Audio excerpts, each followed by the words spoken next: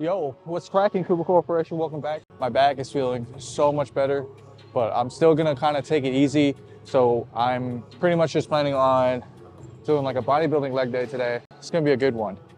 I'm starting off with some delicious belt squatting. It's feeling pretty good.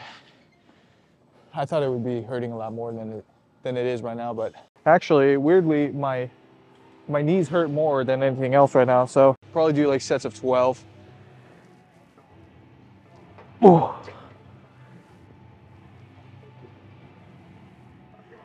Oh, this belt is uncomfortable.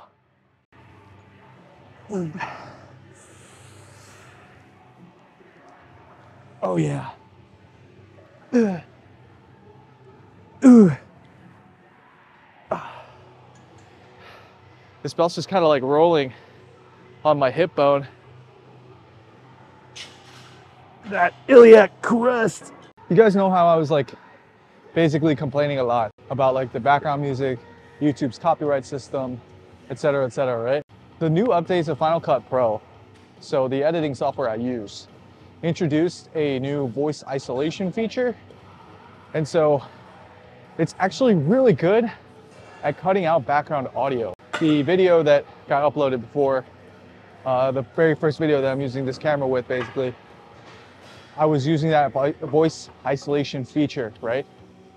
And yeah, if you guys can tell me how the audio sounds, I had to do a lot of tweaking in post because I had this to negative 30 decibels.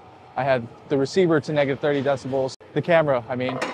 And so I had to bump up audio a shit ton, like an absolute shit ton. And I was using headphones to monitor my EQing and everything. But when I hear when I heard the audio out of my laptop, I was like, I feel like the bass is too high. But when I was using my headphones, the bass was like fine. So not really sure what that's about, but if it sounds fine, let me know. If it didn't sound fine, I'll do my best to try to tweak it. So basically today, for example, I bumped up the gain on the camera. And so it's probably gonna be a lot easier to hear me without like post-production and stuff, but hopefully it's fine. So anyway, this is gonna be my first exercise of the day. I'll probably go up like maybe 1 or 2 more plates, but from there, we're gonna hit up some leg press or maybe hack squat. I'm not really sure. My plan was hack squat, but my back is hurting, so maybe just leg press. Well, we'll see. All right, here we go. This is gonna be my last set. 4 plates, 12 reps, minimum.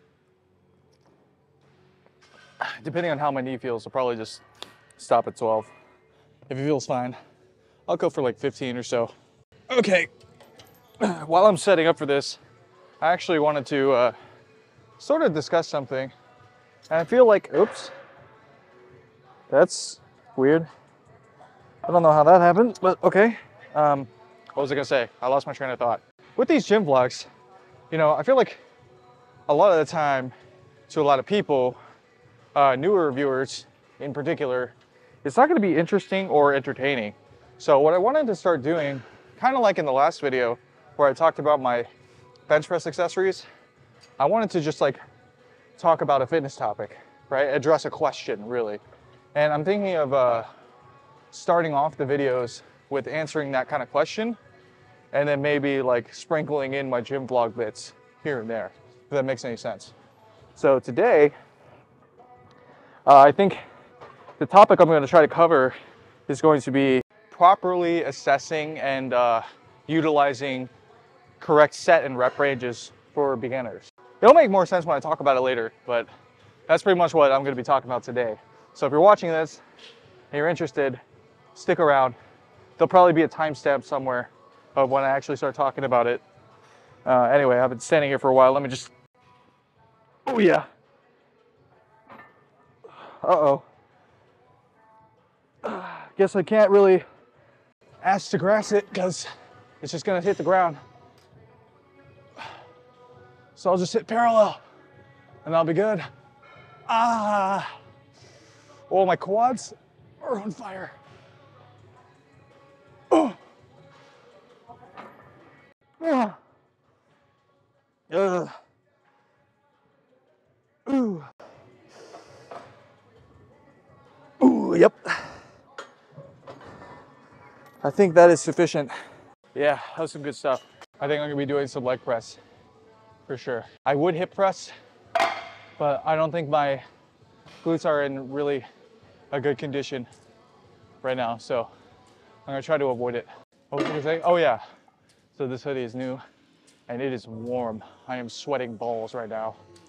I was gonna use it as like a pump cover slash sweating tool, but I'm only like one exercise in and I'm sweating balls already. Here we are on the leg press. Got 100-pound plates on, 2 on each side, 400 pounds, plus however much this York leg press weighs. So not super heavy, you know, just kind of chilling. Seat set into a different position than like a traditional sort of leg press. But here we go. Yep. Should feel pretty good, I think. Just gotta make sure I get nice and tight in here. Oh yeah. Oh, that feels good. Ooh. Oh yeah. So, have you ever used a leg press that has an adjustable back? Typically, the more you lean back, the more you can kind of engage that posterior chain. And that is definitely true right now. I have no idea how many reps I've done. I think that's 5, but I'm gonna just keep going until I feel like a kind of good stopping point. Yeah, oh yeah. Just kind of taking my time. I can definitely feel my left side is a bit tilted. So I'm gonna have to work on that. I think I probably got like one more and that'll be good. Oh shoot, I think my nose just started bleeding. I can kind of taste it. Yeah, dang it. Done with leg press, nose stopped bleeding. Now we're gonna go on to the pendulum squat, the Squat Pro. And I'm actually using this as a Bulgarian split squat. And this honestly feels the best, setup wise, right? So if you do have one of these at your gym, try this out, see how you like it. And yeah, let me know your thoughts. So here we go. Let me just set my phone down. I'm shooting for like 8 to 12 reps on each side. But it's really gonna depend on how bad this makes my back hurt.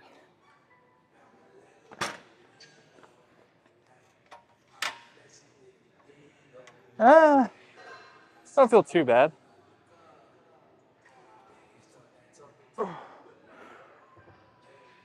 Ooh. Ooh.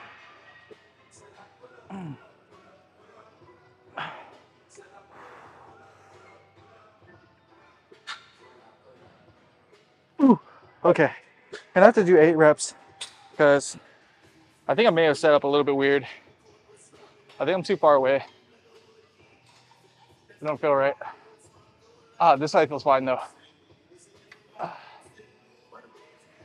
Ooh.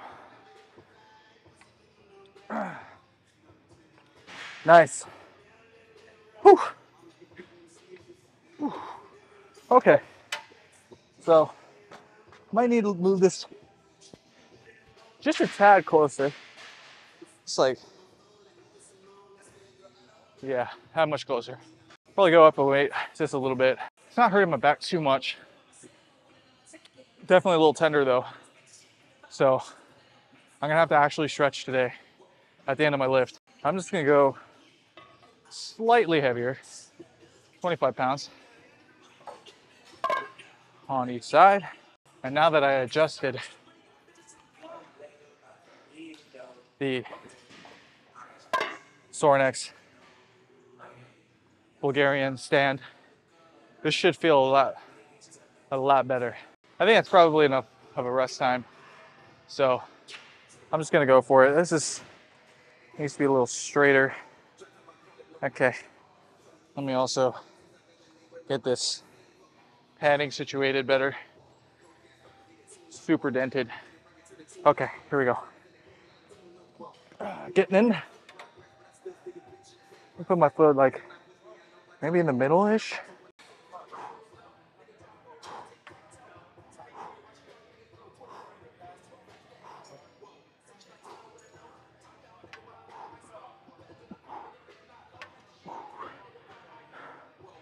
The sand is rocking a little bit, so losing my balance. It feels so much better on this side. Shh. Shh. Shh. Shh. Woo. All right. I'm gonna hit this like 2 more times. Ooh. Ooh, my quads. Next exercise is gonna be hamstrings, the kneeling leg curl, and then go into RDLs maybe. We'll see. Oh yes, so kneeling leg curl is finally available. So I'm gonna do my first working set on here. And it is feeling so painfully good. Oh yeah, that's a damn good stretch. Ooh, I have no idea how much weight I'm using, but it doesn't matter. This Flex Fitness machine feels so primo. It's actually been a while since I used it.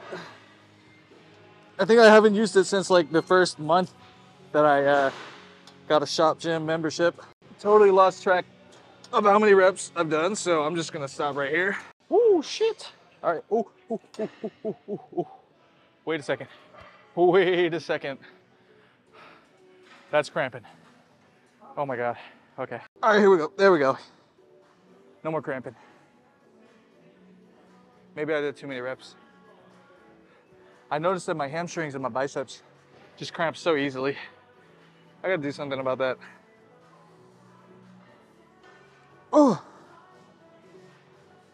I think I did like 15 reps or so on the right side. So I'm just gonna match it. Actually, maybe one more. One more. One more. Okay, yep. All right. Oh God, probably gonna need to give it like 2 minutes. Hydrate a lot, then hit it again. And from there, I don't think I'm gonna do RDLs. I think I'm probably gonna opt for like quads instead. All right. Okay, so gonna hit quads now. Gonna do some leg extensions. Gonna go for like 4 to 5 sets of 10 to 15, somewhere in that rep range. And after that, gonna finish it out with some calves, and I guess kind of call it a day there. Of course, I'm gonna do cardio as well, but from there, I'm just gonna move on video-wise directly into the discussion topic of the day. Talk about it here? I don't know. I was planning on just like going to my film spot that I like to use, but I don't know. Maybe maybe it makes more sense to just sit on this machine, finish out my reps, and just kind of talk it out, right? I don't know. All right, well, actually, yeah, I'm just gonna finish this out and then move to my sort of chatting spot situation.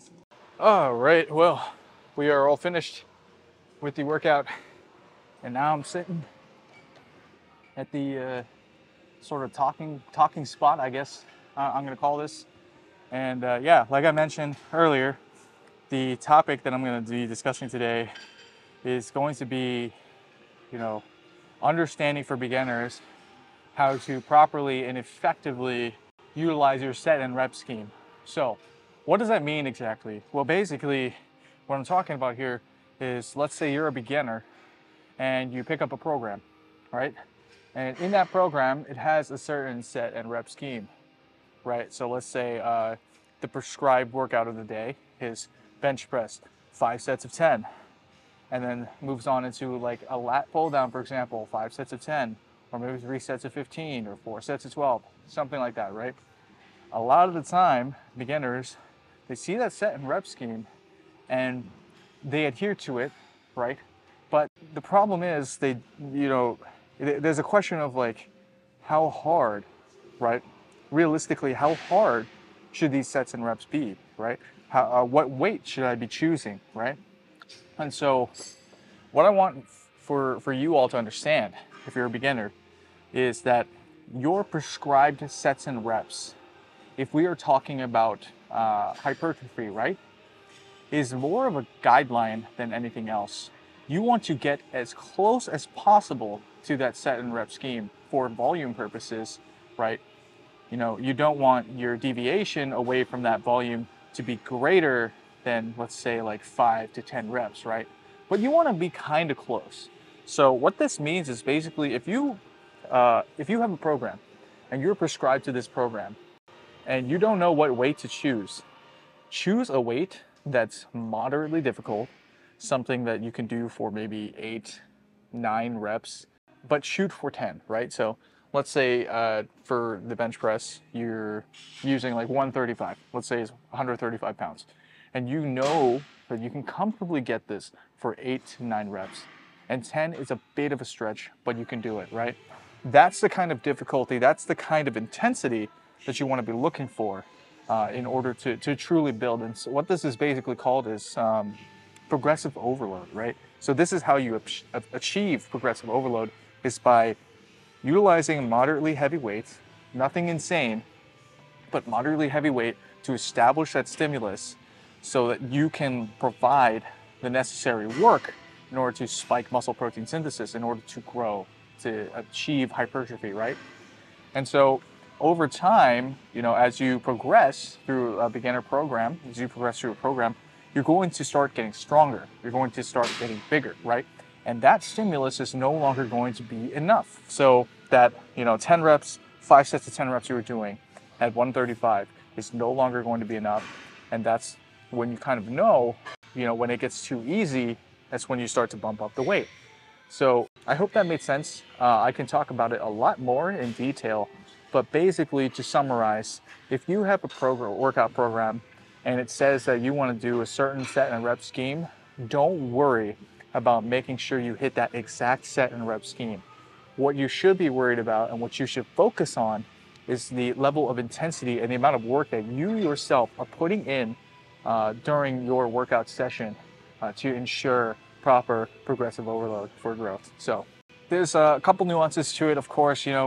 For some exercises, you're going to want to dial it back because the exercise is not going to be meant for something like hypertrophy. It's going to be more of like a rehabilitation or, really fundamental strengthening tools for your sort of deeper musculature, like the rotator cuff, which is, 4 different muscles: supraspinatus, infraspinatus, teres minor, and subscapularis. Those are the muscles of the rotator cuff. You can remember it as sits if you want. That helps me, at least. Depending on what you are doing, depending on what exercise you are utilizing, you want to kind of change your mindset. And so the last thing I'll leave with you all is a little tip. If you see something in your workout program that's something like 15, 20 reps maybe, that's something that you want to focus on more of a mind-muscle connection development and contraction, utilizing pause reps, utilizing tempo reps. That set and rep scheme is more for that. If you see something, 10 reps, 8 reps, 6 reps, 5, 4, something like that, this is going to be more towards, really giving it your all. Contracting as hard as you can and building up that strength. By the way, I don't want to shoehorn this in, but I did just recently release my intro power building program, volume 1. There's going to be multiple volumes coming out soon, but volume 1 is now up on my Ko-fi page. The link is in the description. It's completely free. You can pay what you want to. Minimum payment is $0. So if you go to the Ko-fi link and just put in $0, you can download the program for free. Donations are encouraged, but they're not required. Yeah, this has been Professor Bubs. I'm pretty much done with my workout now, so yeah, I'm going to end the video here. Make sure to comment, like, and subscribe. If you have other questions that I can answer for you during these gym vlogs, let me know in the comment section down below. And I'll catch you all in the next video. Peace.